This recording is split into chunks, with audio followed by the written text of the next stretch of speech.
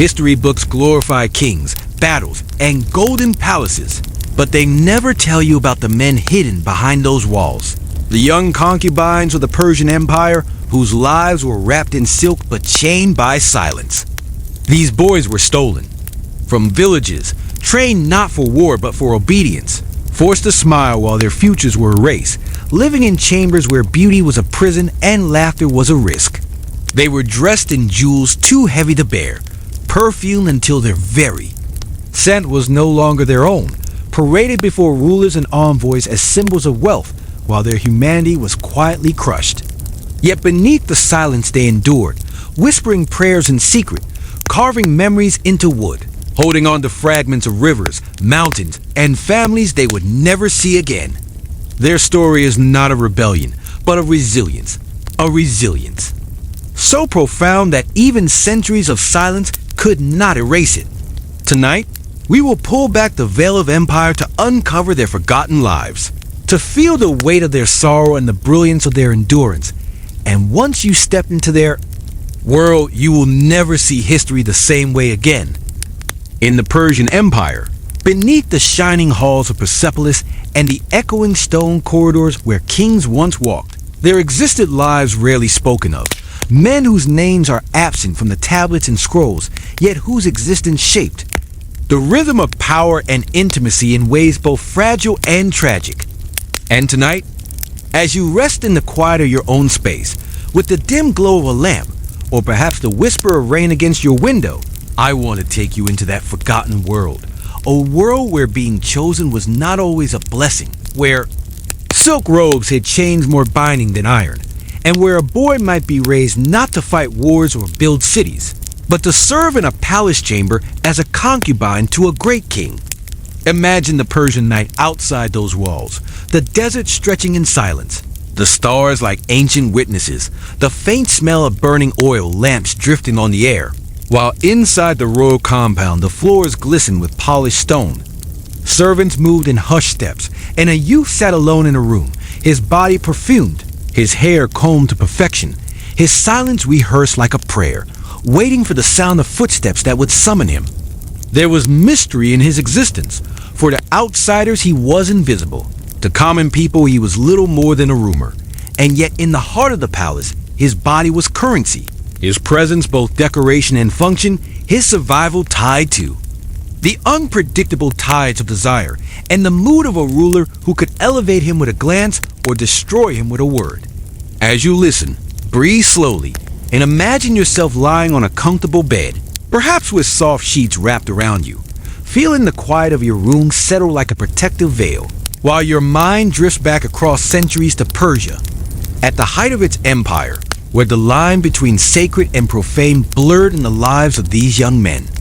They were trained in subtle arts, how to pour wine gracefully, how to sing softly in the right measure, how to dance without seeming bold, how to listen without interrupting, and most of all, how to endure the shifting temperature of a king's. A tension which could warm with affection one evening and freeze with cruelty the next.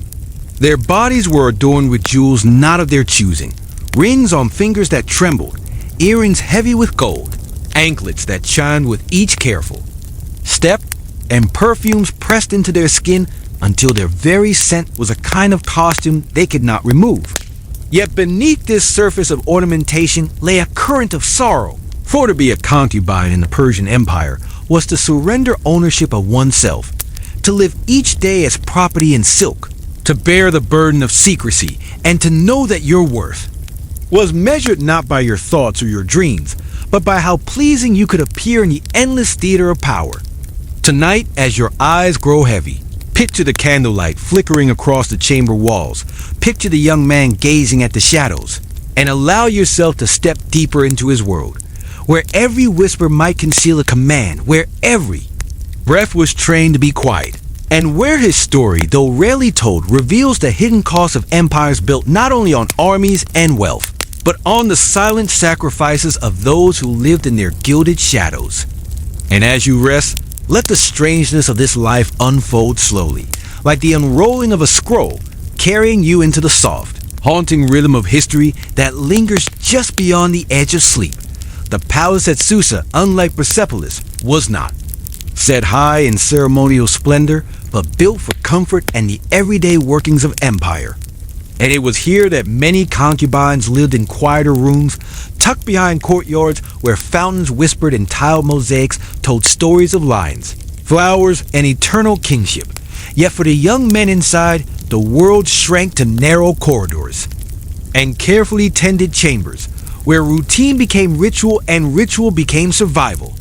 From the moment they were brought into the palace, often as boys taken from distant provinces, gifts from vassal rulers, or children sold by desperate families who believed the gilded halls offered security, their training began in subtle ways.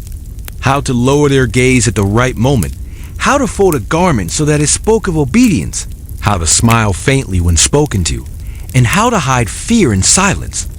They were schooled not in books or weapons, but in presence itself. Their bodies turned into instruments of diplomacy and pleasure. Their movements choreographed as carefully as any court ceremony.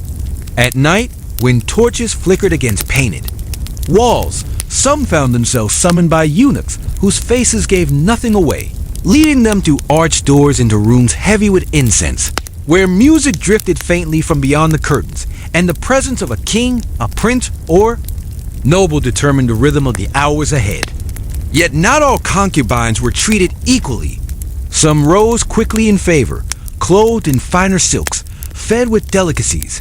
Their names whispered with envy among the servants, while others remained unnoticed, living in the uneasy half-life of being, both essential and invisible, waiting for attention that might never come. The strange cruelty was that favor itself could be a trap, for those who shone too brightly risked the envy of rivals, and in the Persian court, rivalry could be deadly, as alliances shifted like sand and accusations could destroy a life in a moment. Even the eunuchs who oversaw the harem, men stripped of their power yet granted control over others, could shape destinies with a single word, deciding who was summoned, who was hidden, who was punished, and who might be quietly erased from memory. In the mornings, when the sun spilled gold across the stone courtyards, the concubines performed small rituals of cleanliness and beauty, combing oils through their hair, dusting their faces with ground powders, arranging robes in colors chosen, not by themselves but by unseen attendants who calculate which hues would please the eye of a ruler. Their lives were performances staged each day, and in the stillness of those preparations, they sometimes caught glimpses of one another, silent exchanges of recognition, glances that carried both companionship and sorrow, for only they understood the peculiar weight of being both ornament and possession. There were moments of odd humor too, moments that broke through the heaviness, when a clumsy servant spilled perfume and the entire corridor reeked for days, or when one boy, tired of endless quiet, mimicked the stiff walk of an official and made his companions laugh in whispers, muffled behind their hands. Yet laughter was dangerous if carried too far, and it quickly fell into silence at the sound of approaching footsteps as fear returned to fold itself into their ribs. Beyond the private chambers, the empire thrived in spectacle. Kings leading, armies, satraps governing distant provinces, caravans bringing treasures across deserts, priests chanting before fire altars. But within the harem walls, time stretched differently, marked not by battles or festivals, but by the sound of locks turning, by the rustle of silk, by the shadow of sandals in a doorway. And while the empire measured greatness in conquests and monuments, the concubines measured survival in breaths uncounted, in the art of being unnoticed until needed, in the resilience to remain whole in a life designed to dissolve their very sense of self. Imagine now the quiet of one of those rooms, the air thick with myrrh, the light soft through lattice windows, a boy sitting cross-legged on a cushion, his fingers tracing the embroidery of a robe, his thoughts wandering to a village he barely remembers, to a mother's voice fading in memory, to a riverbank where he once played before his world became an endless chamber of service. That is the tragedy hidden beneath the elegance of empire, the secret history lying not in inscriptions carved into stone, but in the silence of young men who were never meant to be remembered, whose lives were spent in the shadows of power. Even as their presence shaped its most intimate expressions docked in the deeper chambers of the Persian court, away from the music of ceremonies and the loud proclamations of power. The concubines existed in an atmosphere where time seemed to dissolve, each day flowing into the next with little to mark its passage. And it was here that the tension between privilege and captivity revealed itself most clearly. For while they were clothed in silks imported from distant lands and fed from the kitchens that served the royal table, they remained prisoners of expectation, unable to choose even the simplest gesture without consequence. Their bodies were watched, not only for beauty, but for discipline. Their diets adjusted to preserve a certain softness of skin, their postures corrected to display obedience, and their gestures rehearsed until even their smallest movements spoke of submission. The walls of these chambers held countless secrets, whispered at night when the lanterns dimmed and voices softened, confessions exchanged between boys who lay awake, too restless to sleep, their minds drifting to the lives they once knew. Some had been shepherds in mountain villages, tending flocks with their fathers before soldiers carried them away. Others had been orphans whose poverty made them easy offerings to the court, their futures exchanged for coins or promises. For many, the empire's grandeur was nothing more than a cage gilded in gold, and yet they found ways to endure, creating small rituals of comfort, humming familiar songs under their breath, carving patterns into the wooden frames of their beds, or finding solace in the rhythm of prayer whispered quietly when they thought no one could hear. Strange details filled their lives, details rarely told in histories written about kings. It was said that some concubines were made to sleep on perfumed sheets changed every night, yet their mattresses were so thin that their bodies ached. Some were given jewelry so heavy they bruised under its weight.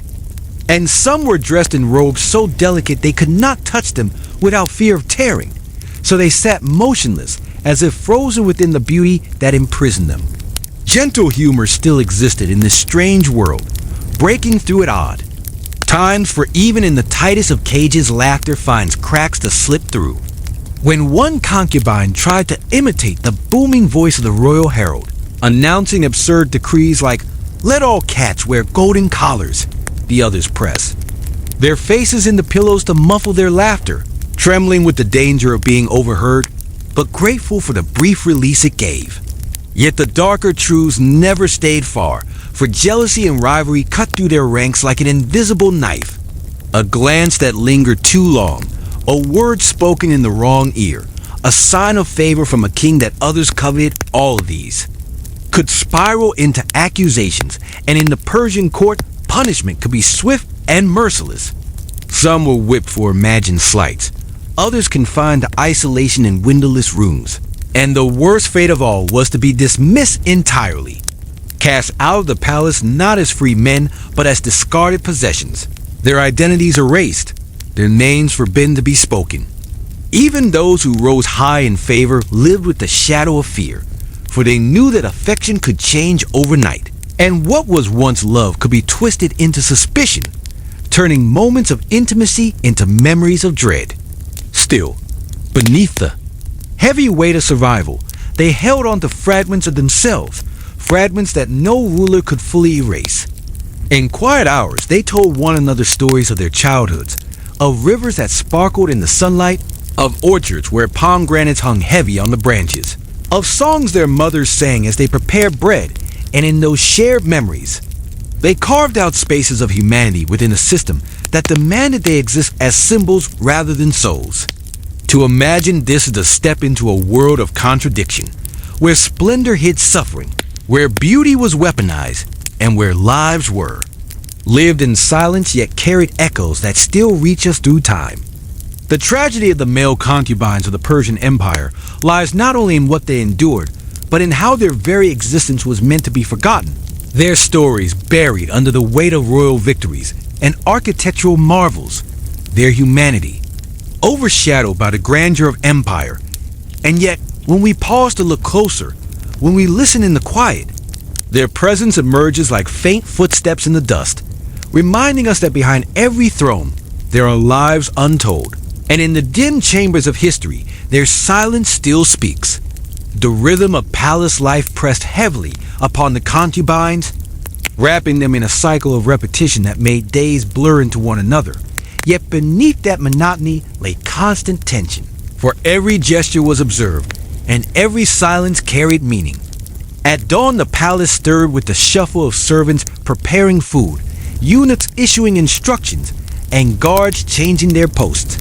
While in the secluded chambers of the harem, the concubines rose quietly, smoothing their robes, washing with cool water carried in silver basins, and submitting to the routines that bound them to their roles. The first task of the day was often presentation, for appearance was as important as obedience, and so they were dressed and perfumed, their hair arranged in styles calculated to catch the eye, though whether that attention would bring fortune or disaster was never certain. In these quiet hours, the younger concubines often looked to the older ones for guidance, learning the unspoken rules, how to endure the scrutiny of eunuchs without flinching, how to avoid the jealous gaze of rivals, and how to show eagerness without overstepping, for balance was everything in this fragile world. The harem itself was a place of contradictions, its walls lined with painted tiles of flowers and birds, its courtyards filled with fountains and pomegranate trees, yet for those within, beauty only deepened the sense of confinement, for every door was guarded and every path led back into itself. To walk among the gardens was not freedom, but a reminder of its absence, for beyond the walls stretched the empire with all its deserts, rivers, and mountains, and yet the concubines could not touch it. They listened to travelers' stories brought in by merchants, fragments overheard through the servants, tales of Greek soldiers with bronze shields, of Indian spices carried on caravans, of Egyptian priests guarding temples by the Nile. But such stories only widened the distance between what they knew and what they were denied. Still, in this cloistered existence, they developed ways of surviving the isolation. Some became masters of subtle craft, embroidering patterns into cloth that told their hidden emotions, while others carved tiny designs into ivory combs or whispered poems to one another in the darkness. There were even quiet competitions, harmless in appearance, where they tested who could sing the softest lullaby, who could imitate the call of a night bird most perfectly, or who could balance a tray of cups without spilling a drop. These small amusements offering fleeting relief from the weight of their station. Yet always, behind such moments, hovered the darker truth that their lives were never fully their own. Punishments came without warning, sometimes for reasons never explained, a robe deemed improperly tied, a look misinterpreted, a silence mistaken for defiance. Whispers told of boys who vanished overnight, their runes clear, their names struck from record, as if they had never been. To speak of them was forbidden, and so they lived on only in memory, shadows haunting the minds of those who remained. The fear was constant, a quiet pulse beneath every action, yet alongside it their persistent resilience, for the human spirit, even in chains of silk, seeks meaning. In the evenings, when lamps flickered and shadows lengthened, some concubines gathered in corners of the courtyard, their voices low, sharing fragments of their stories in ways that reassured them they still existed beyond the role imposed upon them. One might speak of a sister he once had, another of a river he longed to see again, another of the stars that comforted him when the palace seemed too suffocating. And though they knew such confessions could never free them, they offered the warmth of recognition, a reminder that they were not alone in their quiet suffering. To imagine them in these moments is to see the Persian Empire not in its monuments or armies, but in the fragile hearts of those it sought to control.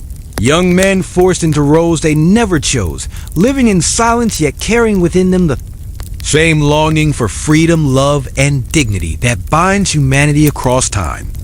Their tragedy was that their voices were not meant to echo through history, and yet, when we pause to listen softly, we can almost hear them in the stillness, speaking through the centuries in tones too quiet for empire to erase.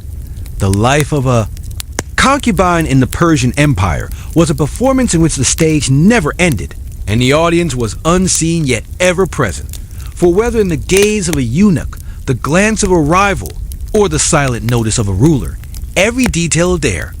Existence was measured, judged, and remembered. The halls they walked were lined with bright murals of kings triumphant in battle, lions leaping upon their prey, and noblemen feasting in grandeur. Yet the concubines who drifted past those painted scenes understood their own position in that theater of empire. Not warriors, not officials, not even true companions, but shadows dressed in silk, valued for beauty more than voice, tolerated more than trusted, present yet peripheral. The strange paradox was that they lived at the center of power, within the walls of palaces that defined an empire stretching from Anatolia to India. Yet they themselves remained powerless, unable to shape even the smallest choice of their day. They ate when told. They dressed as commanded. They moved according to schedules written by others. And even their dreams, when whispered in the safety of darkness, had to be cloaked in caution, lest they betrayed too much yearning. The food they were given carried its own contradictions. Platters of pomegranates, honeyed figs, roasted lamb, and fragrant rice were set before them. Foods that most of the empire's common people might taste only on festivals. Yet such richness could feel like mockery, for the sweetness of fruit could not replace the hunger for freedom, and the weight of spices could not disguise the taste of loneliness. Many concubines, despite the abundance around them, found themselves nibbling only at the edges. Their stomachs clenched not with want but with unease, their mouths filled with flavors that left a bitterness of memory behind. In this gilded captivity, even the smallest sensory details became anchors of survival. The coolness of polished stone beneath bare feet, the way sunlight streamed through lattice windows in patterns that shifted across the floor, the rustle of robes against one another when they passed in narrow corridors, the faint clinking of bracelets as hands trembled in anticipation. All of these became markers of time, rhythms of existence in a world where hours otherwise dissolved into sameness. There was a strange education here too, not of letters or laws, but of human nature itself. The concubines became keen observers of moods, sensing the rise and fall of tempers in the palace, reading the angle of a eunuch's stride, the lift of an eyebrow from a noble, the delay in a command issued at dinner. For survival depended on predicting the desires and frustrations of others before they were spoken aloud. They learned patience, a patience deeper than that of farmers waiting for rain or soldiers awaiting orders. For theirs was a patience of suspended selfhood, the quiet holding of one's own being in secret while presenting only what was demanded. There were nights when laughter echoed faintly through the outer halls, the sounds of banquets where courtiers drank wine from golden cups, and music filled the air, yet in the inner chambers the concubines lay awake, listening to the muffled celebrations, imagining what it might feel like to walk freely among those guests, to raise a cup for themselves, to speak without fear of punishment. Dreams sometimes slipped into rebellion in these hours, dreams of climbing the palace walls, of disappearing into the deserts or mountains beyond, of reclaiming a name and a family that had been stripped away. But such dreams dissolved each morning, when the eunuchs returned, when the lamps were lit, when the cycle began again. What made their plight so haunting was not only the deprivation of freedom, but the demand for silence, the expectation that they exist without leaving a trace, that their voices never be carried beyond the walls, that history remember the empire's victories but not the sorrow in its chambers. Yet even in this silence, their humanity persisted.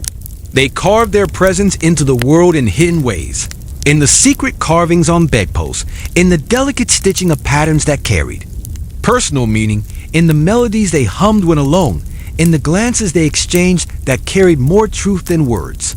And when one looks at the Persian Empire today through its ruins, its broken columns, its carved reliefs, one wonders how many of those faces unrecorded still linger in the stones, not as names etched in cuneiform, but as ghosts of feeling, as whispers of longing that no empire, however mighty, could fully erase. Within the labyrinth of Persian palaces, the concubines occupied spaces that seemed at once luxurious and suffocating. For the walls were painted in bright colors, the floors laid with mosaics of flowers and animals, and the air carried the scent of sandalwood and rosewater. Yet behind this beauty lay an inescapable confinement that pressed against the heart, like a stone. Their mornings began with the soft ringing of bronze bowls, the signal that attendants were arriving with water for washing and clothing for the day. And from that moment, their movements were guided by invisible threads of expectation. A boy might be told to sit quietly in a courtyard, pretending to read when he was never taught the script, or he might be instructed to sing softly while others rehearsed their bows and gestures. And though these tasks appeared simple, each one carried weight, for a mistake in tone or posture could invite punishment that lingered long after the error was forgotten. Some concubines learned to make themselves invisible, blending into the corners, speaking only when asked, drawing no attention to themselves, while others, whether by choice or by the natural brightness of their character, attracted the gaze of rulers and nobles alike, and it was these few who bore both the greatest privileges and the greatest dangers. Favored concubines might receive gifts of silver bracelets, robes dyed in rare purples or blues, or the opportunity to sit near the king at feasts. Their presence meant to signal refinement and power to visiting dignitaries. Yet such honor came at the price of constant scrutiny, for jealousy stalked them at every step, and one poorly timed smile or whispered rumor could turn affection into suspicion overnight. The eunuchs who managed the harem were masters of control, their authority absolute within those walls, and their judgments could raise or ruin lives with the smallest gesture. They were not cruel for cruelty's sake, yet the system itself bred harshness, for they had been stripped of their own choices long ago and had learned to survive by aligning themselves with power. And so they measured out discipline, like merchants weighing spices, precise and without hesitation. Beneath their watchful eyes, the concubines developed secret languages of survival, subtle ways of communicating that escaped notice. A glance held for a moment too long could convey friendship. A hand brushing against fabric might signal warning. And even the pace of footsteps in a hallway could carry meaning to those trained to listen. These quiet forms of resistance were not grand acts of rebellion, but small gestures that preserved their humanity within a life designed to erase it. At night, when the palace grew still and the sounds of the city beyond the walls faded into silence, the concubines lay awake under thin blankets, their minds filled with memories of home. One remembered the smell of sheep on mountain pastures. Another recalled the cool water of a river where he once played. Another thought of the marketplace in his village, filled with the cries of merchants and the laughter of children. These memories were fragile, sometimes fading like smoke, yet they were also lifelines, proof that they had once belonged to a world outside the gilded prison of the palace. Some told stories to themselves in whispers, half prayers, half dreams, speaking names that were forbidden in the hope that remembering would keep them alive. There were moments of strange tenderness too, for not all encounters with rulers were marked by cruelty. A concubine might be asked simply to sit and play a game of Senate, or to sing a song from his homeland, and in those rare instances, a kind of quiet companionship could emerge, though it was always shadowed by the imbalance of power. Even in gentleness there was no equality, only the illusion of closeness sustained by fear and dependency. The tragedy of their existence was this constant duality, the mingling of beauty and pain, of laughter and silence, of belonging and estrangement, until the line between gift and burden blurred completely. When the empire is remembered today, its kings are praised for their palaces, their armies, their roads stretching across continents, yet the lives of these young men remain hidden in the shadows of history, their voices silenced, their suffering unrecorded. And yet, if one listens closely to the ruins, if one stands in the broken halls where columns reach skyward and the wind whistles through the stones, it is possible to imagine them still, their presence lingering like the faint scent of rose water.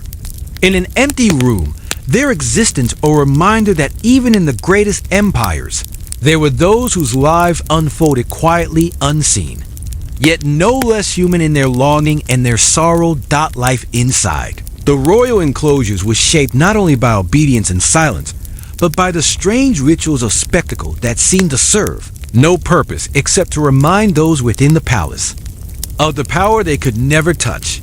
And the concubines were often made to participate in these performances whether they wished to or not. On days of festival, or when emissaries from distant lands arrived, they were dressed in robes embroidered with gold threads, their faces painted with subtle pigments, their bodies adorned with jewels that glittered under the torchlight. And they were led in quiet processions through the palace gardens, where fountains sparkled and musicians played on lyres and flutes. To the visitors, these figures seemed to embody the refinement of the empire, symbols of wealth and beauty carefully arranged to reflect the majesty of the king. But to the concubines themselves, the processions were only another reminder of how little belonged to them, for even their smiles had been rehearsed, their movements choreographed, their very presence reduced to ornamentation in a pageant designed for others. Yet in these gatherings, when they walked in silent lines past foreign dignitaries, they sometimes caught glimpses of astonishment or pity in the eyes of those who watched, men from Greece or Babylon or India who could not imagine what it meant to live as they did, and in those fleeting moments they felt exposed and unseen at once, part of a display yet erased as individuals. When the festivals ended, when the music quieted and the courtyards emptied, they returned to their small chambers, peeling off the heavy ornaments that had pressed against their skin, and sat in silence staring at the fading light through lattice windows, wondering how it was possible to feel both elevated and diminished in the same breath. In the stillness of these returns, some found solace in small acts of defiance that no one else would notice. One concubine might purposely misalign a jeweled clasp so that it pinched uncomfortably. Another might hum a melody that was not of the empire, but of his village far away.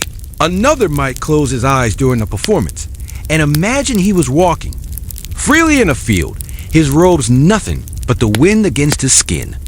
These tiny gestures did not change their circumstances, yet they carried meaning because they preserved fragments of selfhood in a life where everything was choreographed. Alongside these rituals of spectacle were the quieter routines that shaped their days when no festivals disturbed the monotony. They spent long hours in rooms designed for waiting, seated on cushions, their hands busy with embroidery or polishing vessels, their voices low as they shared fragments of stories that had no ending. No ending. The eunuchs allowed such tasks because they seemed harmless, but within them the concubines found a rhythm, a way to pass time without losing themselves completely. In the evenings, when lamps were lit and shadows stretched across painted walls, they often gathered near the gardens to hear the faint music drifting from the outer halls, listening as if those notes could carry them beyond the palace walls into lands they would never see. These moments of listening became a form of escape, and they clung to them as one might cling to a dream, fragile yet luminous. There were times, too, when humor returned strange and risky but necessary. When one concubine balanced the fruit on his head and walked as if he were a proud satrap returning from battle, or when another mimicked the pompous voice of an official delivering impossible decrees. And though their laughter had to be muffled into sleeves, it was real, a spark of warmth in the cold machinery of their days. But beneath every spark of humor lay the shadows of fear, for they never knew when a glance might be misinterpreted, when a rival might whisper to a eunuch, when a ruler's desire might shift without warning, bringing ruin to those who had once been favored. Their existence was an endless balancing act between invisibility and exposure, between silence and performance, between the fragments of who they were and the roles they had been forced to play. To live as they did was to carry the weight of contradiction, and though the empire around them flourished with roads, armies, and palaces that astonished the world, their lives remained unrecorded, their names unspoken, their humanity preserved only in the quiet endurance of each day. A humanity that still lingers like a faint breath in the ruins of stone that once housed them. The palace by night was a world transformed, for while the outer courts rang with the clinking of goblets and the hum of celebration, the inner chambers of the concubines dissolved into a strange hush, a silence broken only by the creak of doors, the shuffle of sandals, or the faint breathing of those who lay awake staring at ceilings painted with patterns they had memorized 100 times. Darkness did not bring rest, but a different kind of vigilance. For night was when summons most often came, carried by eunuchs whose expressions betrayed nothing, their voices low as they ordered one boy to rise, to bathe quickly, to prepare himself. For the unseen hand of a ruler waiting beyond the next corridor. For the one chosen, fear and pride warred within the chest, for a summons could mean favor, but it could also mean testing. And in the Persian court, testing could cut as deeply as any blade. Those who were called walked through corridors lit by torches, their shadows stretching long across the tiled floors, their ears filled with the echo of their own heartbeat. Behind them, the others listened, wondering if their companion would return, wondering if silence at dawn would mean a room emptied of its occupant. The uncertainty became its own torment, more piercing than chains, for none could predict the turn of fate in those hours. Yet within this darkness, there were also rare moments of tenderness, moments when a ruler, weary of war councils and the weight of empire, simply asked for company rather than performance, requesting a song sung softly in the tongue of a distant province, or the telling of a childhood story that reminded him of a time before the burden of kingship. In those moments, the concubine might feel briefly seen, as though the boundaries of role and rank blurred, though he knew such feelings were dangerous, for attachment invited peril, and love, when unbalanced, became its own kind of chain. Palace itself seemed to breathe with these contradictions, its walls holding both laughter and weeping, its courtyards echoing with music by day and with silence by night, and its chambers hiding stories that never left their painted tiles. The concubines lived in the rhythm of that breath, suspended between splendor and sorrow, never free to step beyond either. Their coping became an art, practiced quietly, without announcement. Some composed poems in their minds and recited them, silently until they became as familiar as prayers, while others studied the stars through the carved screens of their windows, charting the heavens as if seeking escape in constellations. Others still carved marks into wooden bed frames, notches that counted neither days nor months, but simply the persistence of memory, reminders that they existed. Among themselves, they created bonds of quiet friendship, bonds that carried them through the suffocating hours. A shared smile across a corridor, the exchange of a piece of fruit during mealtime, the whispered retelling of a dream. These were the treasures they held, more precious than gold, because they belonged to them. Alone, untouchable by decree or punishment. Yet alongside companionship, rivalry always simmered, for survival sometimes demanded betrayal, and whispers could turn into weapons. One concubine's jest, repeated to the wrong ear, could become an accusation. A gesture of closeness misinterpreted could be twisted into evidence of disloyalty. Thus they lived in the constant shadow of suspicion, forced to guard their friendships, even as they depended upon them. To imagine these lives is to step into the deepest paradox of empire, where the grandest monuments were built upon the most fragile of human experiences, where history remembers armies and kings but forgets the quiet endurance of those trapped behind lattice windows. And yet, as sleep begins to gather in the edges of the mind, their presence lingers, faint but undeniable, like a candle burning low in a room of endless stone, a reminder that their lives, though silent, were real, filled with longing, with laughter, with sorrow, and with a humanity that still reaches across centuries in the softest of echoes.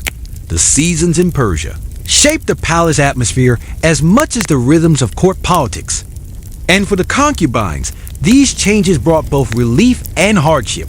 For summer's heat turned the stone corridors into ovens where the air shimmered with trapped warmth, while winter's cold pressed through the walls and seeped into the thin blankets that covered their beds, leaving them shivering even in the glow of oil lamps.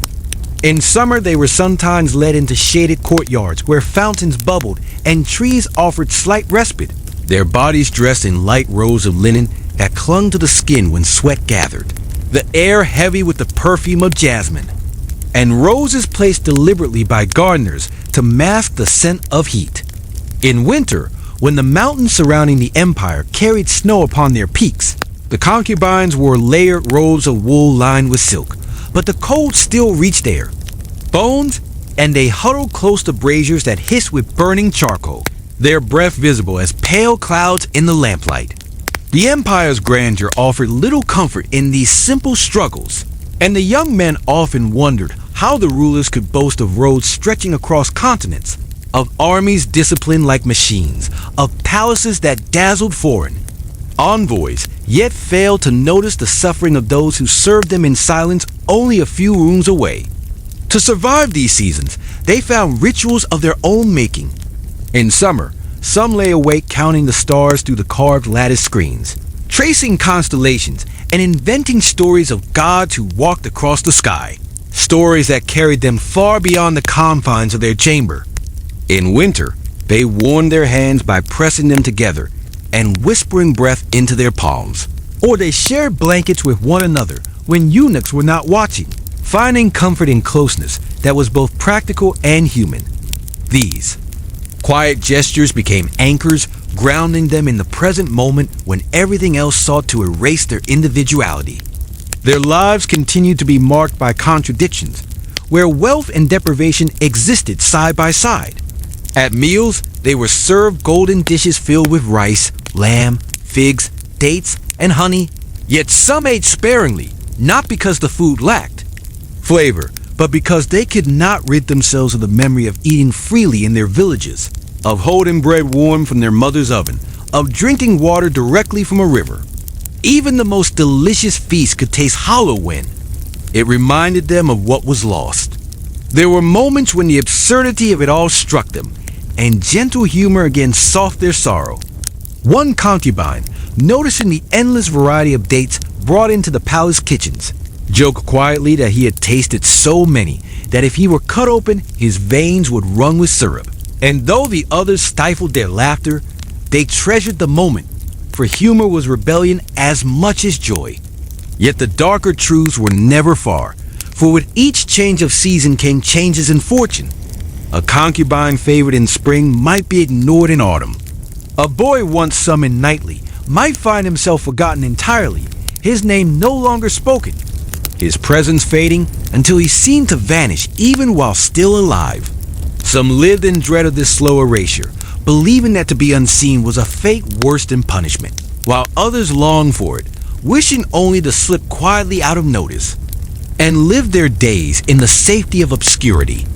The palace did not allow such choices, for every life within it was tethered to the shifting currents of attention, and none could step beyond them. To imagine the concubines enduring these cycles of heat and cold, favor and neglect, laughter and fear is to glimpse a world of fragile resilience. A world where beauty was both shield and chain, where silence held more power than words, and where survival meant learning to exist in the narrow space between despair and hope. Their story lingers not in the monuments of empire, but in the hidden endurance of their days. Days that passed like shadows across painted tiles, carrying with them the unspoken truth that even in captivity the human spirit seeks ways to remain alive. The concubines' lives were also shaped by the constant interplay of sound and silence within the palace. For every noise carried meaning and every silence could be as heavy as stone. The ringing of bronze gongs signaled the arrival of food. The scraping of sandals across polished floors told of eunuchs moving through corridors. And the sudden rustle of silk often meant that someone of higher rank was approaching. For the concubines, these sounds became part of their nervous system, training their bodies to react before their minds had time to process, so that at the faintest echo of footsteps, they straightened their spines, lowered their gazes, and prepared themselves to be examined or commanded. Yet in the intervals between such interruptions, silence ruled. A silence that was not peace but vigilance, the kind of quiet that allowed them to hear their own heartbeats, the creak of wooden frames, the faint whistle of wind through the lattice. Screens. In this stillness, the weight of their existence pressed most heavily, for without distraction their thoughts turned to longing, to memories of freedom, to the endless question of whether their lives had meaning beyond the roles imposed upon them. Some fought against the silence by creating small sounds of their own, humming softly, tapping rhythms against the floor, whispering fragments of poems they had invented in their minds. Others surrendered to it, lying motionless on their cushions, eyes fixed on the ceiling as hours stretched like eternity. The palace itself seemed designed to enforce this rhythm of sound and silence, with its vast halls where voices echoed for seconds, and its narrow chambers where every whisper felt amplified, creating a world where nothing could be said without consequence. Even the gardens, lush with fountains and birdsong, carried their own contradictions, for while they offered brief respite from confinement, they were surrounded by high walls that turned freedom into illusion. The concubines often sat in these gardens, watching the birds flit among the trees, wondering if the sparrows that landed on the fountains could sense their sorrow, if the doves knew they lived in cages even larger than their own.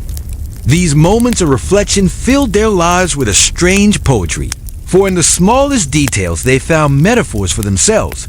A flower wilting in the shade, a butterfly caught against the screen, a branch bending under the weight of fruit. Such symbols gave them a language for what they could not speak aloud, a way of naming their experience without words that would bring punishment. There were also lessons in endurance found in the animals around them.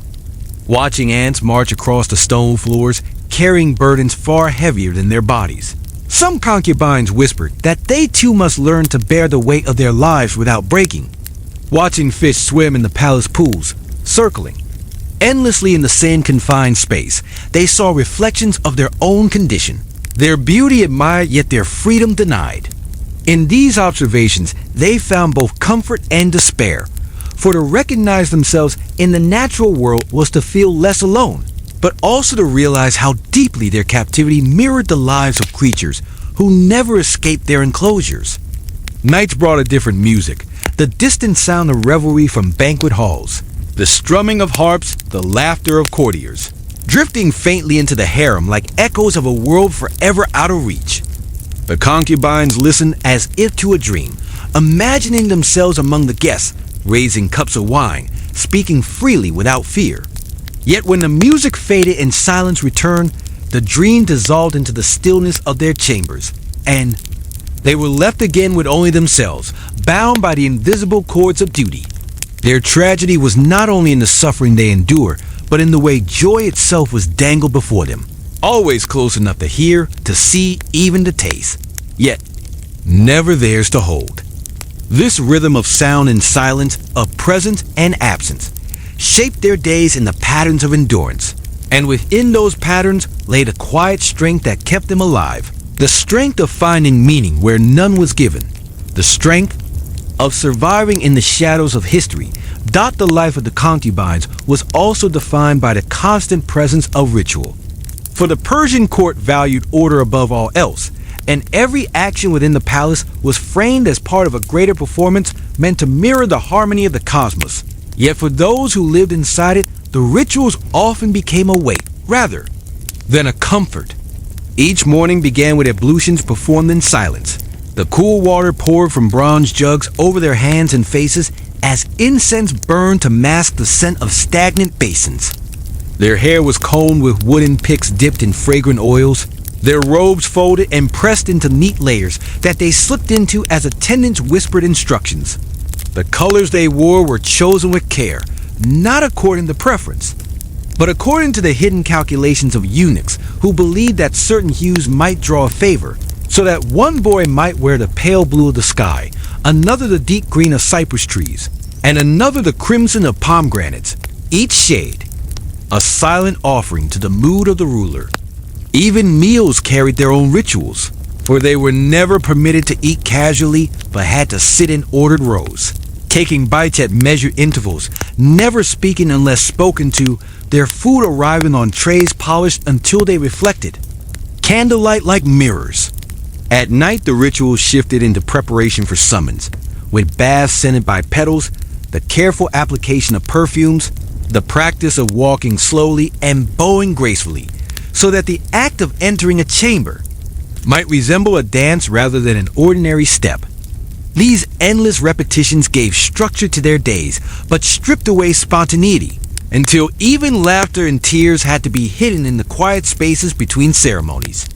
Some found ways to carve out fragments of themselves within the structure, whispering prayers in languages not spoken by the Persians, humming lullabies their mothers had once sung, or braiding patterns into their hair that carried secret meanings.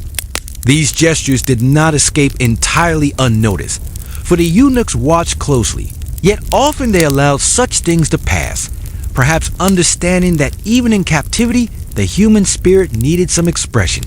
Still, the weight of ritual pressed heavily upon them, and many concubines grew to fear the stillness that followed when ceremonies ended. For in that silence came reflection, and reflection often led to despair.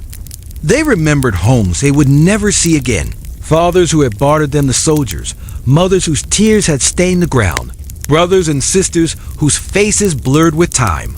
These memories could strike suddenly, as sharp as the scent of smoke drifting from braziers, leaving them hollow in the midst of splendor. Yet there were also moments when ritual provided comfort, when the repetition of gestures gave a rhythm to existence, a rhythm that, while imposed, offered predictability in a world otherwise ruled by uncertainty. The irony was that what crushed them also kept them steady, the very patterns that erased their individuality, also serving as scaffolding upon which they could balance their fragile survival. To imagine them in these moments is to see the Persian Empire not only as armies marching across deserts or kings sitting upon golden thrones, but as the daily movement of young men whose lives were reduced to performance, who endured by weaving fragments of memory into the fabric of their rituals, who lived in silence yet whose quiet endurance still speaks.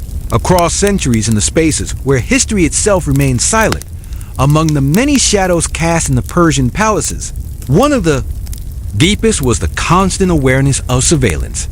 For the concubines lived not only under the gaze of kings and nobles, but under the unblinking watch of eunuchs who served as both guardians and jailers, ensuring that the order of the harem was never disturbed. These eunuchs moved silently through corridors, their steps measured, their eyes sharp, their presence a reminder that nothing within the palace walls belonged fully to the concubines themselves. Conversations were hushed the moment they entered a room. Laughter was smothered into.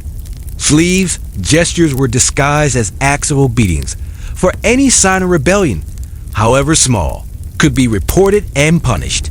The eunuchs carried with them a strange duality, for they too were men stripped of choice, mutilated to fit the needs of empire.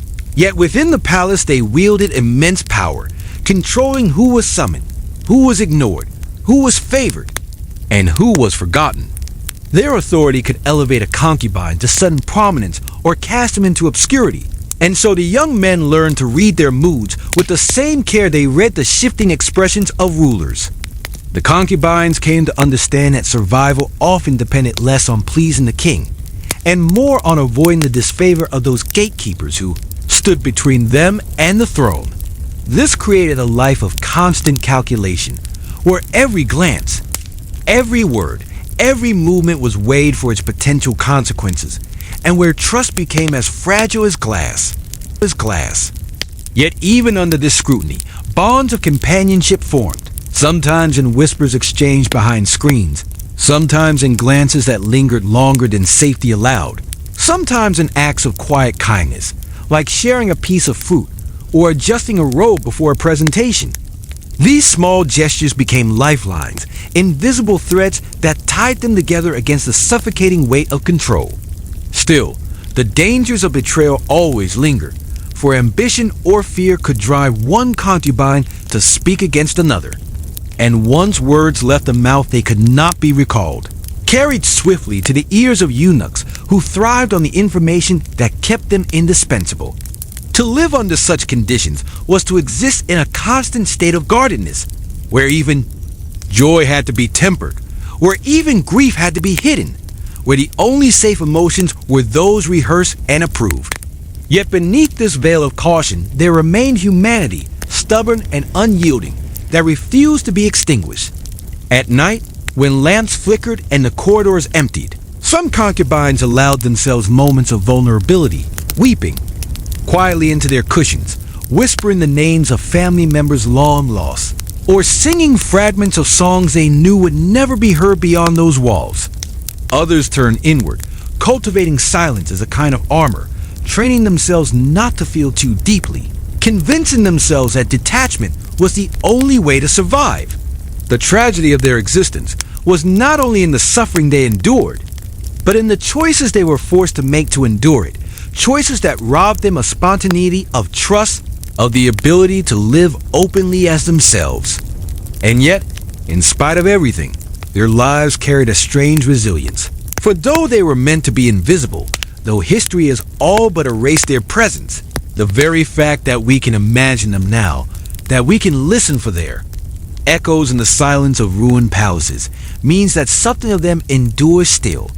Their story lingers like a faint perfume clinging to stone, a presence too quiet for empire to erase, reminding us that even in the deepest captivity the human spirit leaves traces, soft but undeniable, across the fabric of time.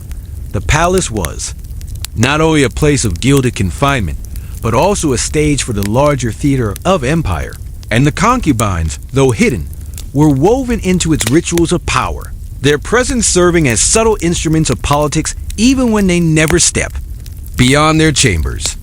Foreign envoys who visited the court sometimes caught glimpses of them in carefully arranged appearances, silent figures draped in shimmering robes. Their beauty meant to impress outsiders with the refinement of Persian culture, their stillness projecting the image of order and luxury. To the envoys they appeared as emblems of sophistication, part of the same spectacle as golden thrones, elaborate banquets, and columns carved with scenes of triumph. Yet the concubines themselves understood the emptiness of such appearances, for they knew that what outsiders saw was a performance carefully orchestrated to conceal the reality of their lives. Within the palace, their bodies became symbols and games of diplomacy. For a ruler might favor a concubine from one province to flatter its people, or dismiss another to signal disdain for a distant satrap. These choices, though seemingly small, rippled outward into the empire's politics, turning the private lives of the concubines into quiet tools of negotiation and control. They bore this burden silently, aware that their own desires meant nothing, their very identities reshaped by forces larger than themselves. This intertwining of personal life and political symbolism deepened their sense of captivity for it, meant that even their emotions were entangled in systems of power. Some resisted inwardly, retreating into silence and refusing to let their feelings show, while others clung to fragments of identity through secret rituals, like pressing a small stone into their palm during ceremonies as a reminder of their homeland, or braiding their hair in ways that echoed the styles of their village. These gestures were invisible to most, yet they carried profound meaning, for they allowed the concubines to assert a self that could not be entirely erased. Still, the risk of exposure was constant, and many lived with the fear that even the smallest slip could be punished harshly. Stories circulated quietly among them, tales of those who had angered a ruler by speaking too freely, or of those whose favor drew the jealousy of rivals who whispered accusations that ended in exile or death. Fear pressed against them like the palace walls themselves, always present, always enclosing. Yet even within that fear, they found ways to breathe. They learned to read the palace like a living organism, attuned to its rhythms, able to sense when tension was rising in the court, when the ruler was restless, when danger lurked just beyond the surface of ceremony. Their survival depended on this awareness, on knowing how to move within currents of power they could not control. And in the midst of it all, there were still small sparks of life that flickered against the darkness. A joke whispered in a forbiddance corner, a song hummed softly when guards were not listening, a dream shared with a companion late at night. These moments carried them through the weight of their days. The paradox of their existence was that they lived in palaces designed to dazzle, surrounded by beauty, yet what they longed for most were the simplest things: to walk unguarded under the open sky, to eat a meal of their choosing, to speak without fear. In their longing lies the heart of their tragedy, a tragedy not measured in wars lost or won, but in the quiet erasure of lives lived in silence. And though history may not have carved their names into stone, Their humanity endures in the imagination, reminding us that behind every grand empire were lives unseen, voices suppressed, hearts that still beat with the same rhythms of longing, sorrow, and endurance that echo softly across the centuries. The rhythms of palace life often revolved around the king's moods, for in an empire that stretched across vast lands with countless peoples, the will of a single man could shape the destiny of millions. And yet within the harem, it could determine something as fragile as whether a concubine lived another day or disappeared into silence. The king's presence was both feared and longed for, a force that could bestow sudden privilege or bring about ruin without warning. When he was pleased, the favorite concubine might be clothed in garments finer than those of noblemen, seated at feasts where he poured wine into the ruler's cup, or allowed to walk in the gardens under the soft glow of lanterns. His presence, a signal to courtiers of the monarch's power and refinement. But when anger stirred in the king's heart, when whispers of disloyalty or dissatisfaction reached his ear, the same concubine could be stripped of honors, confined to solitude, or worse, cast out into the unknown with nothing but memories of a life that had consumed his youth. The unpredictability of such fortune created a constant tension that weighed upon every concubine, for each knew that a smile given at the wrong moment or a gesture misread could tilt the balance of favor into disaster. In this climate of uncertainty, the concubines developed extraordinary sensitivity to human behavior, learning to read subtle cues in the ruler's face, the pace of his steps, the tone of his voice, for these were the signals upon which their survival depended. Some grew so adept at this that they could sense shifts before words were spoken, anticipating commands with a precision that seemed almost prophetic. Yet this skill, though it kept them alive, also eroded them, for it meant they lived constantly, outside themselves, tuned always to the will of another, never allowed the freedom of their own unfiltered response. To live so fully in the gaze of another was to be hollowed out, one's own thoughts hidden deep beneath layers of performance. Still, moments of contradiction persisted, for rulers, though powerful, were also human, and sometimes they sought not obedience but companionship. On rare nights, when weariness hung heavily, a concubine might be asked to tell a story from his homeland, to sing softly of a place far away, to provide comfort not with his body but with his presence.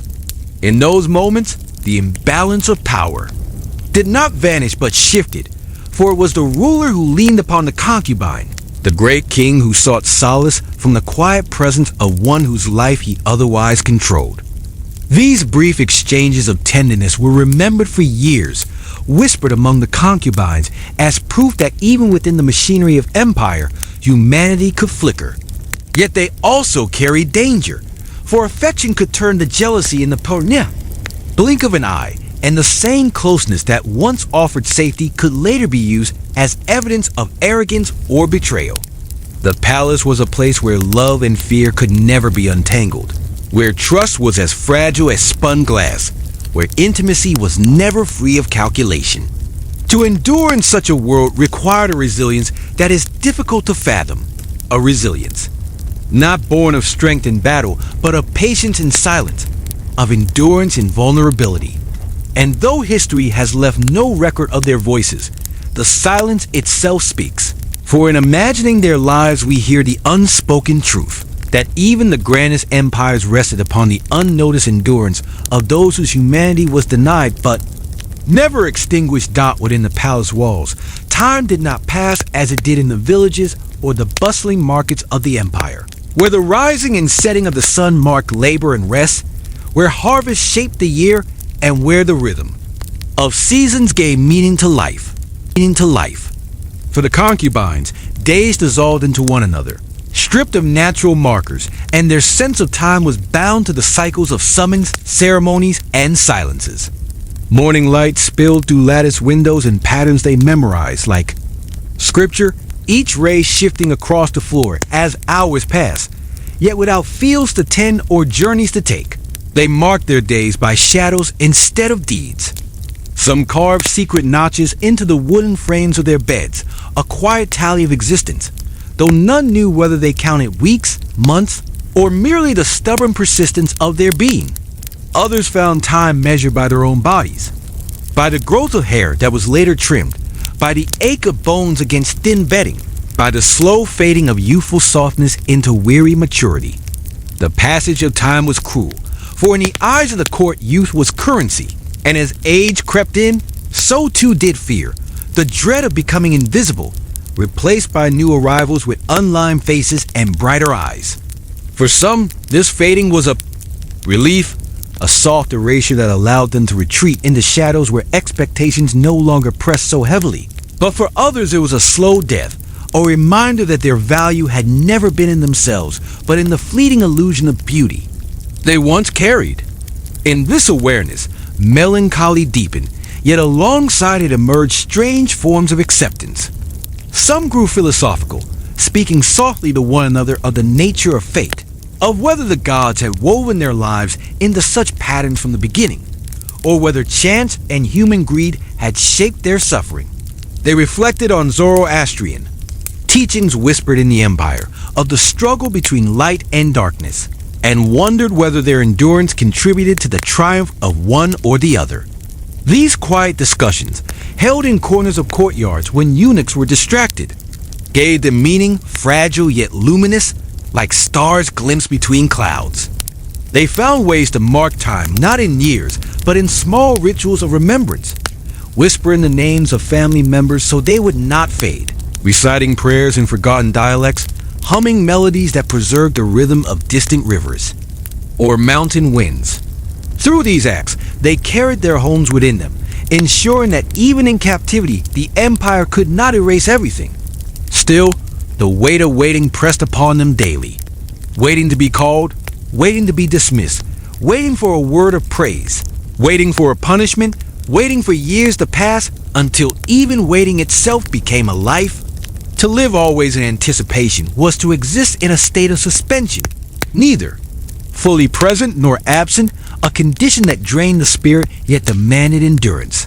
And yet, despite the heaviness, life continued to reveal itself in moments of quiet beauty, in the sound of rain striking the stone courtyards, in the sight of lanterns glowing like stars against the palace walls, in the touch of cool water against skin after long hours of heat.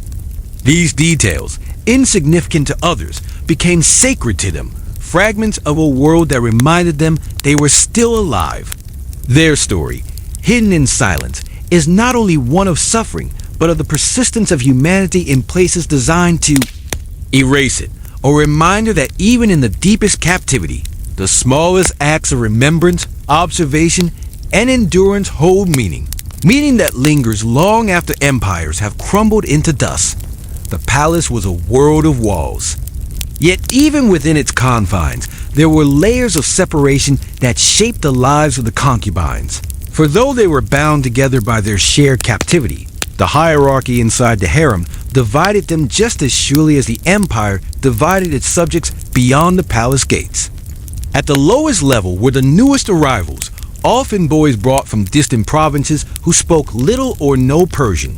Bewildered by the splendor and terror that confronted them, their eyes wide as they tried to imitate the gestures of others, stumbling through rituals of obedience while they learned to navigate the invisible rules that govern survival.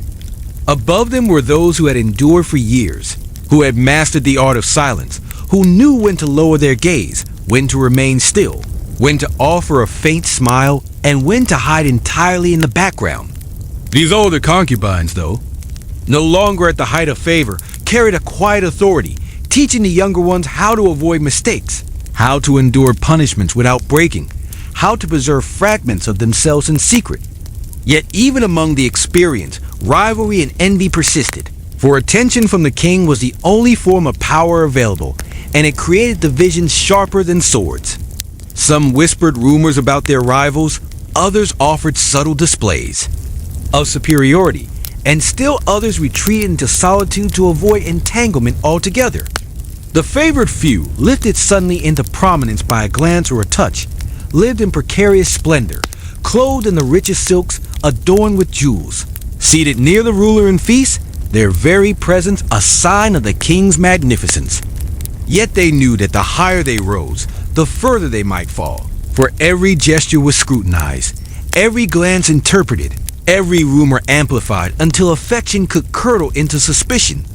The eunuchs managed this hierarchy with cold precision, balancing favor and neglect, ensuring no one grew too powerful, distributing attention in ways that prevented unity.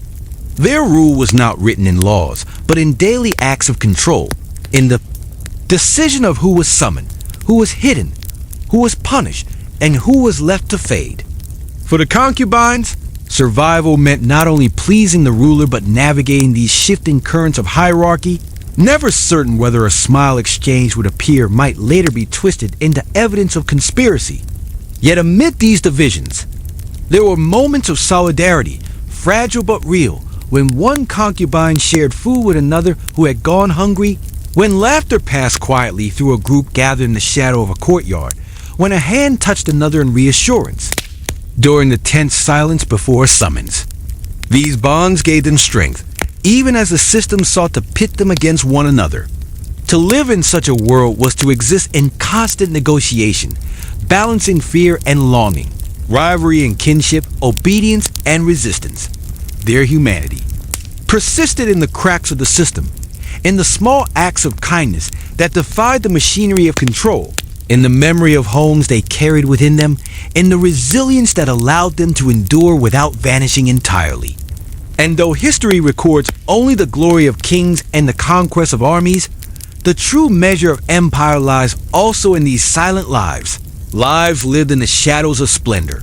Lives that remind us that even in the heart of power, fragility, and endurance walk hand in hand. The concubines lived in a world where memory was both treasure and torment. For the palace did not erase their past entirely, but left it to linger like a faint echo, returning at unexpected moments to remind them of who they had once been before they were drawn into the gilded prison of empire. A boy from a village by a river might smell the damp stone of the palace after rain, and suddenly recall the scent of water flowing past reeds, the laughter of friends splashing in the shallows, the freedom of bare feet running across sand. Another, who had grown up in the mountains, might see the curve of moonlight against the palace walls and remember cold nights beneath the open sky, the sound of goats moving across rocky slopes, the warmth of a fire shared with family. These memories brought comfort, but they also deepened the pain of loss, for they reminded the concubines of the lives denied to them, the futures stolen, the identities reduced to silence. Some clung fiercely to these fragments, repeating them, as if they were prayers, whispering names of family members into the darkness so they would not fade, tracing the patterns of landscapes in their minds until they became maps of survival. Others tried to bury memory altogether, convincing themselves that to forget was to lessen the weight of sorrow, that to live only in the present was the only way to endure. Yet even in forgetting, traces return unbidden, carried in dreams, in scents, in the melodies of songs overheard from the streets beyond the palace. For the concubines, dreams were often both sanctuary and torment. In sleep, they wandered fields they had not seen in years, spoke with mothers who embraced them, felt the warmth of the sun without the walls that blocked it. But dreams could turn cruel, dissolving suddenly into the cold corridors of the harem. The sound of eunuchs calling, the heavy weight of jewels pressing against their skin. They awoke shaken, torn between the sweetness of memory and the bitterness of waking life. To endure this duality, they created rituals of remembrance within their captivity. Some carved symbols into the wooden edges of their beds, markings that meant nothing to the eunuchs, but everything to themselves. Others hummed lullabies, altering the words to avoid detection, but keeping the rhythm alive. Some closed their eyes. During rituals of presentation, not in defiance but in quiet retreat, imagining themselves walking familiar paths once more. These acts of remembrance were small rebellions, proof that the empire, for all its power, could not own their innermost selves entirely. Yet the cost of memory was heavy, for it made the present harder to bear. Every fruit they ate reminded them of orchards they would never walk through again. Every flower placed in the palace courtyards reminded them of fields where wildflowers grew freely. Every sound of birds beyond the walls reminded them of a freedom that remained always out of reach. And still they remembered, because to forget was to vanish. Memory became both burden and salvation, an invisible thread tying them to the lives they had once lived, the people they had once been, the humanity the Empire sought to erase. In the silence of their chambers, beneath the glow of oil lamps, they carried these fragments within themselves. And though history has not written their names, those memories speak still, reminding us that no empire, however mighty, can strip away the inner life of those it seeks to control. The palace was not only a prison of walls, but also a prison of silence. For the concubines were forbidden from speaking openly of their inner lives, and this suppression weighed upon them as heavily as the jeweled ornaments that adorned their bodies. Words had to be chosen carefully, every sentence measured, every gesture controlled, so that truth became something buried beneath layers of performance. Yet the human need to express could not be extinguished, and so they invented languages invisible to the rulers, languages woven from glances, from the tilt of a head, from the rhythm of footsteps in a corridor, from the way hands lingered over a piece of cloth. These unspoken languages carried meaning where speech could not, allowing bonds to form even amid constant surveillance. A concubine might brush against another as they pass, a touch that said more than a paragraph could ever convey.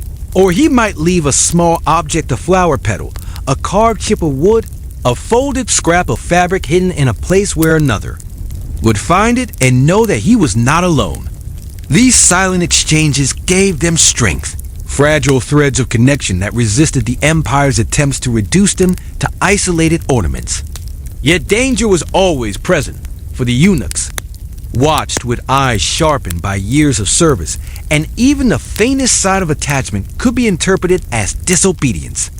Punishments were swift, ranging from beatings to confinement in small, windowless rooms, and the threat of such treatment haunted every gesture. Still, the concubines risked it, for the hunger for connection was stronger than the fear of pain. In this way, silence became both cage and sanctuary. It was a cage when imposed upon them, when they were forced to swallow words, to hide feelings, to exist only as reflections of others' desires. But it was also a sanctuary when chosen, when they used it to communicate in secret, when they created shared meanings invisible to their overseers. Within this duality lay their resilience, for they learned to transform silence into a space of survival, a place where their humanity could still breathe. The palace itself seemed to conspire with this language, its walls echoing with whispers, its courtyards carrying faint sounds of footsteps, its carved screens offering shadows where glances could meet unseen. To walk through these spaces was to move through a living tapestry of hidden communication, a world of secrets woven beneath the grandeur of empire. And yet, even as they found ways to endure, the burden of enforced silence left deep marks. Many concubines carried within them words they would never speak, stories they would never tell, songs they would never sing. These unspoken truths pressed against their chests like stones, shaping their dreams and haunting their sleep. Some grew quiet not only in obedience but in spirit, retreating so far into themselves that they became almost ghost-like, their presence felt but never heard. Others fought inwardly to keep their inner voices alive, repeating words silently, forming sentences in their minds as if to remind themselves that they still existed. Their tragedy lies partly in the erasure not only of freedom, but of expression, the denial of their right to voice their humanity. Yet even in this silence, they endured, and in enduring, they left traces. Not in chronicles carved in stone, or recorded in scrolls, but in the faint memory of glances exchanged, in the imagined languages they created, in the quiet strength that carried them through days designed to erase them. To imagine them is to hear the echoes of silence itself, a silence that is not empty, but filled with all the words they were never allowed to say, a silence that lingers like a shadow across the ruins of empire, reminding us that behind every golden throne there were lives denied their voice, and that their unspoken presence is still part of the story of human endurance. The greatest weight the concubines carried was not the loss of freedom alone, but the loss of a future. For while most men of the empire could imagine themselves becoming fathers, farmers, soldiers, merchants, priests, or rulers, the concubines lived in a suspended state where time moved, but their past remained still, their lives tethered to the whims of others with no horizon beyond the palace walls. They saw the empire expanding under the banners of mighty kings, caravans carrying treasures from distant lands, armies marching in disciplined ranks, temples raised in honor of the divine. Yet none of these grand movements touched them except as echoes carried through courtyards and whispers overheard in corridors. They were men without lineage, without legacy, forbidden to build families or claim children of their own.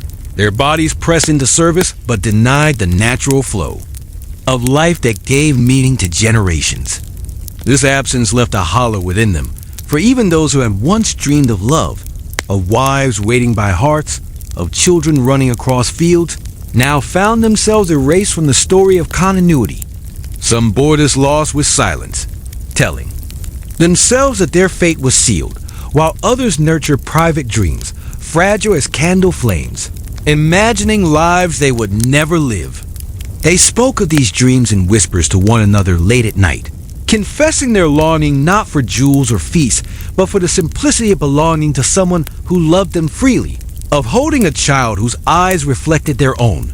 Such conversations often ended in tears quickly hidden, for the knowledge of what was denied to them pressed too heavily on their hearts.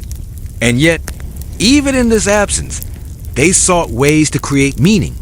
Some became fiercely protective of one another, acting as brothers in spirit, replacing the families they had lost. Others devoted themselves to small acts of beauty, embroidering cloth with intricate patterns, carving wood with delicate precision, arranging flowers in ways that spoke silently of their inner lives. In these acts they created traces of themselves that no empire could erase, fragments of humanity preserved against the silence of history. Their longing was not only for family but for recognition, for the chance to be remembered not as faceless figures in a palace, but as men who had lived, felt, and endured. Yet the empire demanded their invisibility, writing chronicles of kings and victories while leaving no record of the concubine's sorrow. The irony was sharp, for the empire prided itself on its endurance across centuries, but the endurance of these men was no less profound, though it left no monuments. Their legacy lies not in stone carvings or golden thrones, but in the endurance of spirit, in the quiet refusal to let longing extinguish their humanity. To imagine them in their chambers is to see not only suffering but resilience, to hear not only silence but unspoken stories, to feel not only absence but the presence of dreams that persisted even when denied. Their tragedy was that the future was taken from them, but their triumph was that, in their own hidden ways, they carried fragments of eternity within them, fragments that still speak softly through the ruins of empire, reminding us that even the most forgotten lives leave echoes, and that those echoes are part of the human story no less than the victories carved into stone. The story of the concubines of the Persian Empire ends not with triumph or rebellion, but with silence, for their lives were never meant to echo in chronicles, their names never carved into stone, their voices never carried into the future. And yet, in the stillness of history, their presence lingers like faint footprints pressed into dust, fragile but enduring. They lived within palaces that dazzled the world, surrounded by wealth that spoke of empire's power. Yet they themselves were reminders of its shadows, of the price paid by those who served unseen. Their tragedy was not only in what was taken from them, the freedom to walk beyond walls, the right to speak openly, the chance to love without fear, but in the deliberate erasure of their humanity, the way their stories were left unwritten so that power could remain untarnished. Yet when we pause in the ruins of Persepolis or wander through the remnants of Susa, when we gaze at the carvings of kings and soldiers etched in stone, we can almost sense their absence, and in that absence their presence becomes real. For history is not only what is recorded, but also what is lost, and the silence of the concubines is itself a kind of testimony. A whisper reminding us that the grandeur of empire was built not only on armies and conquests, but also on the unseen. Endurance of those who were never meant to be remembered. To imagine them now is to restore a fragment of what was denied, to hear the faint echoes of laughter shared in secret, of tears hidden in pillows, of dreams carried quietly through years, of captivity. It is to recognize that even in their silence, they carried resilience, that their humanity could not be erased entirely, that their longing for freedom, for family, for love, for dignity, made them no less a part of the story of the world than the kings who ruled over them.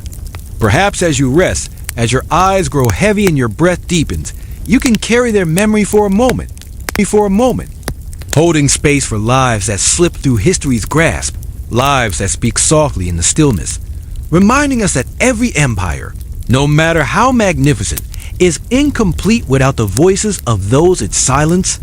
Their story closes here, not with noise, but with quiet, a quiet that is gentle, haunting, and deeply human, a quiet that lingers like the last flicker of a lamp in a chamber long abandoned, waiting for someone to notice the shadows and listen to what remains unspoken. Though the voices of the concubines were silenced in their own time, the passage of centuries has transformed their absence into a kind of presence. For when we look upon the ruins of Persian palaces and see only the grand carvings of kings and warriors, it is the quiet spaces between those images that remind us of the countless lives left unrecorded, the countless souls whose endurance made the empire possible. The concubines embody this silence, figures who lived surrounded by music, jewels, and spectacle, yet whose inner worlds were carved from longing and endurance rather than glory. Their legacy is not found in monuments or scrolls, but in the questions their absence provokes. Who were they?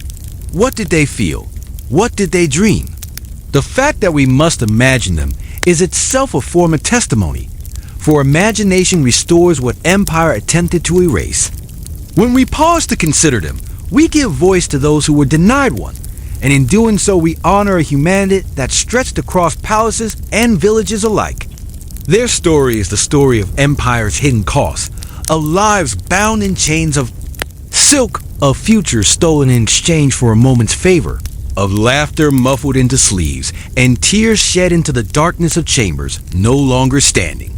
And yet, there is also resilience in their memory, for though their names are lost, their presence persists as a whisper in the ruins, a reminder that no system of power, however vast, can completely silence the humanity of those it sought to control.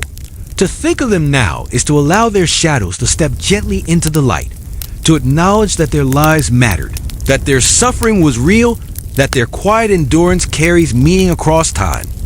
As you let your breath slow and your body sink deeper into rest, perhaps you can feel the weight of their silence, not as despair but as a gentle presence, one that asks nothing more than to be remembered, to be recognized, to be allowed a place in the vast tapestry of human history. In that recognition lies their release, a release that empire never granted but that memory can offer, a release carried not by monuments but by the quiet act of listening across centuries to the faint but enduring echoes of lives once lived in shadows, dotting the stillness of the palaces. Where torches once burned and music once echoed, the concubines learned that survival was not only the endurance of the body, but also the endurance of spirit. For though their movements were constrained, their voices silenced, and their futures denied, they discovered within themselves a strength that came not from rebellion, but from quiet persistence, from the refusal to allow their inner lives to be entirely extinguished.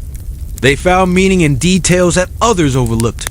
The play of light across polished stone, the scent of rose water lingering in the air, the way moonlight fell in silver lines through lattice screens. These became symbols of resilience, reminders that beauty could still be experienced even when freedom was denied. Some clung to faith, whispering prayers to gods who might never hear, while others placed their hope in the stars, believing that the heavens carried messages that no empire could silence. They share fragments of stories with one another, weaving together memories of rivers, orchards, mountains, and deserts, building in their minds a world larger than the walls around them. In these quiet exchanges, humanity endured, fragile yet unbroken, for even in captivity they found ways to create connection, to nurture tenderness, to affirm that they were more than possessions. Yet the shadows of sorrow never left them, for every moment of companionship was shadowed by fear, every dream tempered by the knowledge that it could vanish with a word from those who ruled their fates. Many concubines lived their entire lives without ever setting foot beyond the palace gates.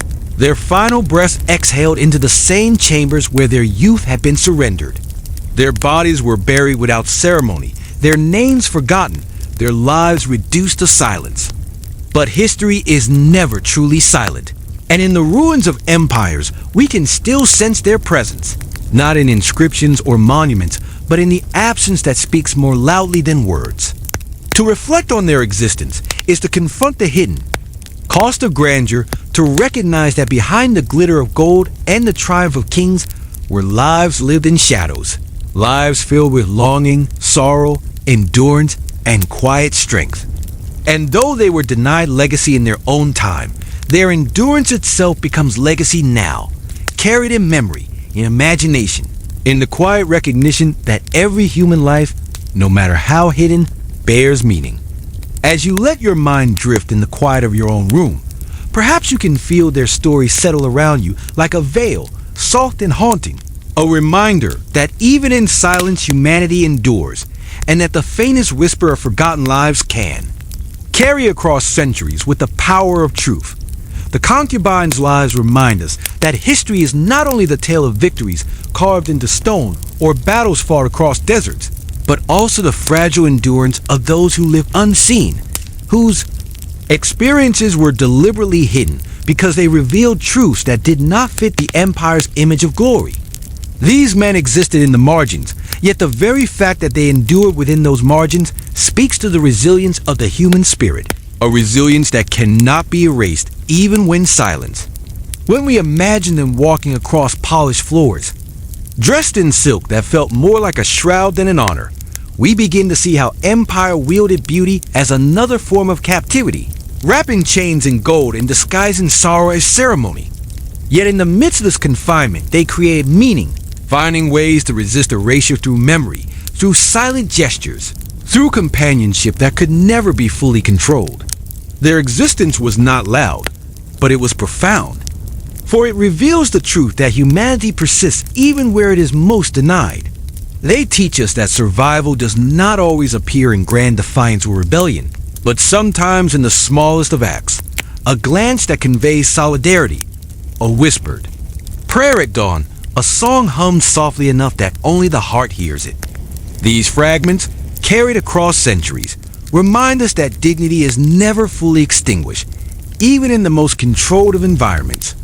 And as we reflect upon them now, their silence becomes its own form of voice, a voice that asks us to listen differently, not to the noise of triumphs, but to the quiet that lingers in their absence.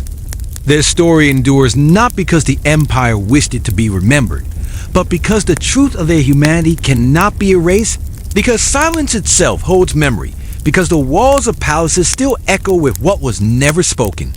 To think of them is to expand our understanding of history, to accept that beneath every crown and throne were countless lives lived in shadows, lives whose value was never measured in victories, but in their quiet perseverance. And perhaps this is the deeper lesson they leave us with, that the measure of a civilization is not only in its monuments or conquests, but in the way it treated its most vulnerable, and in that measure, the grandeur of empire reveals its frailty. In acknowledging them, we offer a form of restoration, a place in memory that empire denied, a recognition that even in silence, they remain part of our shared story. And as you rest, breathing slowly, eyes heavy, you may sense their presence, not as ghosts of sorrow, but as companions in stillness, reminding you that even forgotten lives can shine with meaning when remembered with care. The ruins of Persepolis stand today in quiet dignity, their columns reaching toward the sky, their carved reliefs showing kings, soldiers, and processions frozen in stone. But nowhere among them are the concubines, for their stories were never carved into rock, their names never written into tablets, their faces never preserved in art. And yet, as the wind moves through the broken halls and the sun casts shifting patterns across the ancient floors, it is possible to sense them still, not as shadows of shame, but as traces of humanity that linger where silence has outlasted power. Their lives, though confined and forgotten, remind us that every empire carried within it countless lives erased from record. And in imagining them, we restore what history refused to hold. They were young men who laughed in whispers, who wept into their pillows, who traced patterns into woods so they would not disappear entirely, who dreamed of rivers and fields while walking in gilded halls, who endured fear and rivalry, but also found moments of tenderness and fragments of joy, who lived without legacy yet left behind a silence that still speaks. To remember them is to widen our gaze, to see history not only as the triumph of rulers, but also as the endurance of those who lived unseen, whose humanity was denied yet never extinguished. Their story does not end with rebellion or escape, but with endurance, and in that endurance lies a quiet kind of victory. For though empire tried to erase them, they remain now in our awareness, their presence woven into memory, their silence transformed into voice. Perhaps as you lie in your own quiet space, with the softness of blankets around you and the world outside fading into stillness, you can feel their stories settle gently into your thoughts, not as sorrow, but as a reminder of resilience, of the persistence of humanity, even in the deepest shadows. In this way, they are remembered at last, not in stone or gold, but in the tender recognition that every life, however hidden, carries meaning, and that even the softest echoes can travel across centuries to be heard.